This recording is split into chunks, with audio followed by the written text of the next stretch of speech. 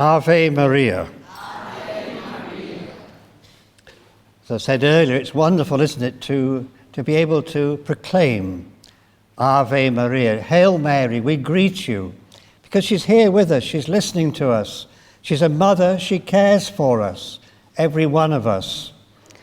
And she's telling us, as we heard in the prayer at Mass this morning, she's telling us to walk in the footsteps of her Son.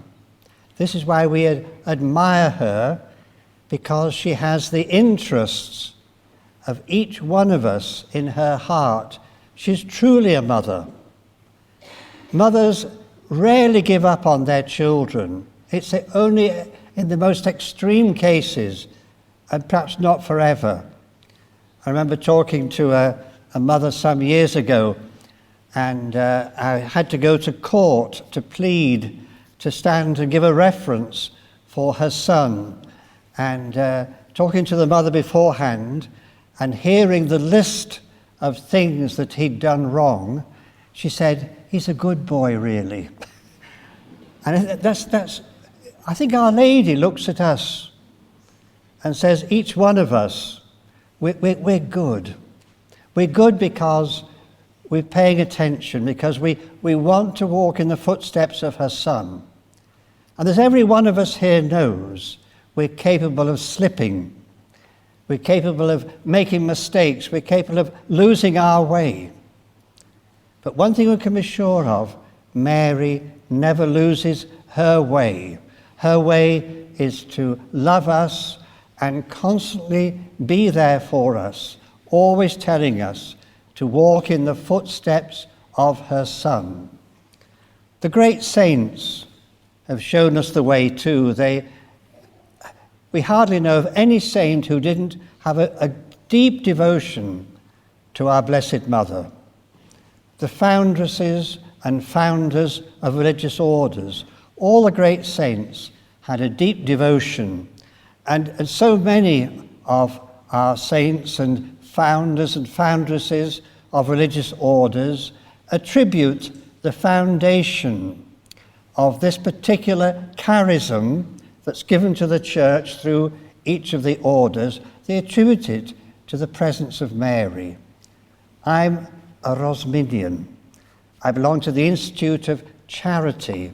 Blessed Antonio Rosmini founded our institute against his own will. He was told to by two popes to found an institute. And so he was given a disused monastery up in the north of Italy, not far from the Simplon Pass at Domodossola. And he went on Ash Wednesday, 1828, into a cell. And for the whole month, he said, he prayed with Our Lady and St. John at the foot of the cross. Tremendous devotion to Our Lady. And he identified himself with St. John, the beloved disciple. And he says during the whole of that month of Lent, God gave him the inspiration and the words to write our constitutions. And Our Lady is not just interested in founders and foundresses and the great people and the bishops and the contemplatives. It's personal. It's you and it's me. With our weaknesses, with our failings. So I was saying in the talk beforehand, reflect on your life now. Is your life making a difference in the world around you? You say, well, actually, if you had a husband like mine, or if you had a wife like mine, or children like mine, or neighbours like mine, it would be very difficult.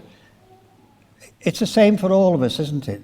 Our Lady and our Lord want to help each of us to make a difference where we are.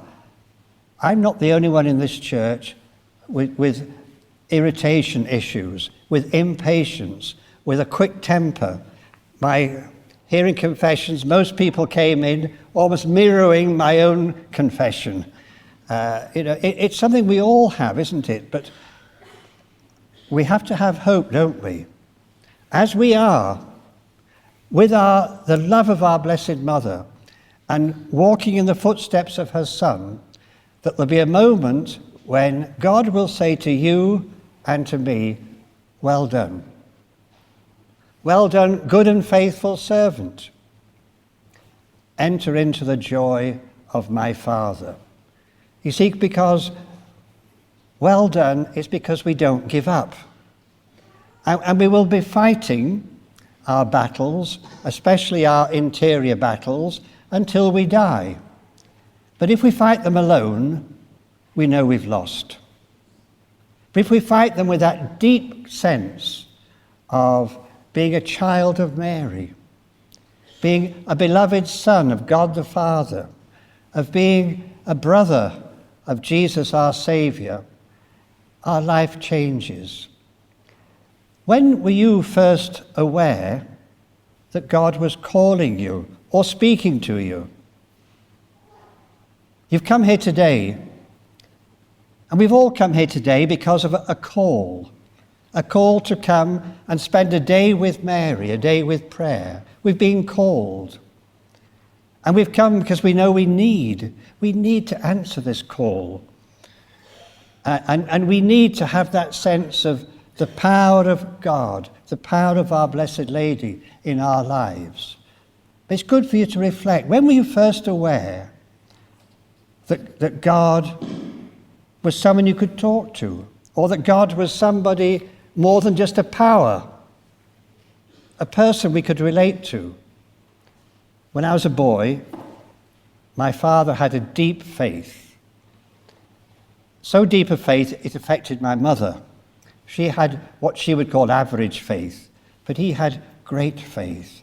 And my parents had a difficult life because of just after the war, and things were very difficult. Well, I'll always remember my father would pray. He would never talk about religion, but he'd pray. He'd just say, well, God, help us. God, you need to help us. God, help us with this particular situation. And it stayed with me. When I was about 12, possibly 13, I had a dog, a favourite dog, a golden Labrador called Tosca. The problem is I had 3 sisters. The youngest of my sisters, Stella, she was frightened of dogs. We got to the stage where my parents said to me, Anthony, Tosca will have to go. I thought, Tosca can't go. Tosca will have to go. I remember being so upset. I went up to my room upstairs, and knelt down and said, God, I don't want Tosca to go. And then I went into my sister's bedroom. She shared with another of my sisters. She was in bed there and she was crying. Stella, what's the matter? She said, I know you love Tosca. And she said, I know he's got to go. And so I said a prayer there and then. I'd never said a prayer before, apart from the Our Father and the Rosary with my parents. I actually prayed very sincerely with my hands joined and my sister there, prayed that God would help her not to be frightened of dogs. Then I went to bed. Next morning at breakfast, we were having our Sunday morning breakfast, cooked breakfast in those days, and my mother said somebody'd better go to the door to help Stella to get in and get to her place before she sees the dog. And Stella said, I'm already here. I said, how did you get here? She said, Anthony prayed last night and I'm no longer frightened. But this was the first time, and it's gone on in my life. It's a simple story, but maybe you in your life. I've done a lot of things wrong since then, probably you have. I regret certain things and things I've said to people, but that faith has been growing.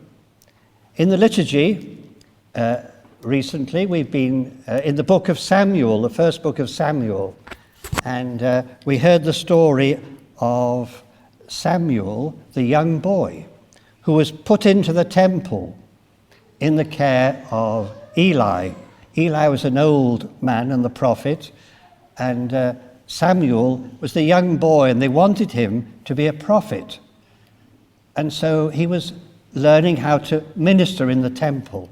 He'd have been a great altar server for A Day with Mary, I'm sure, because they were training him. And then during the night, you know the story, he wakes up and he hears his name, Samuel, Samuel. And he gets up, he goes to Eli, here I am, you called me. No, I didn't call you. Go and lie down. So he goes to lie down. Sleep again. Samuel, Samuel. He gets up. Yes, here I am. What do you need? What do you want? I never called you. Go and lie down. The third time it happened, he said, here I am. Why did you call? And he said, I didn't call. Maybe it's the Lord calling you. And it says, at that time, Samuel didn't know the Lord. And so he said, if it happens again, wake up and say, speak, Lord, your servant is listening. Sure enough, the third time, Samuel, Samuel, speak, Lord, your servant is listening. He said, I am the Lord. I'm going to do a mighty deed for Israel, my people. And you will need to tell Eli and his family that they have to clean up their act. Not quite those words, but something similar. They've got to stop doing certain things and do others. So this young whippersnapper, young lad, goes into the old prophet and says, this is what God said, and tells him. And Eli says, that's God speaking to you. And we must tidy up our act. I think God is speaking to us more sometimes than we imagine. And when Our Lady said at the marriage feast of Cana, do whatever he tells you to do, remember she is always praying for us, interceding for us, that we'd listen to her son. We'd say, speak, Lord, your servant is listening. And when does it happen? Well, I can tell you it happens for me whenever I can't get what I want. Whenever I'm being asked to do something I don't want to do. I'd been a priest for 7.5 years, working in a college in Leicester, Radcliffe College. I was not much older than the senior boys, and I was quite a lot younger than the older priests. I had a lovely 7 years there, and suddenly the provincial said to me, Anthony, you're going to be the novice master. Get down to Wonersh, Guildford. I said, no, I couldn't. I really couldn't. We want you. I said, I'm sorry, I couldn't do that. It's not my gift. I'd need to pray and learn how to teach them. He said, you're the one we want. I had a crisis for about 10 days. Lord, I don't want this to happen. Stop it happening. And I kept on praying to the Lord. Suddenly, it broke through. Speak, Lord, your servant is listening. And it made such a difference. I said, I'm ready to go. I'm not saying I'm virtuous. I'm just saying how sometimes it's through struggle.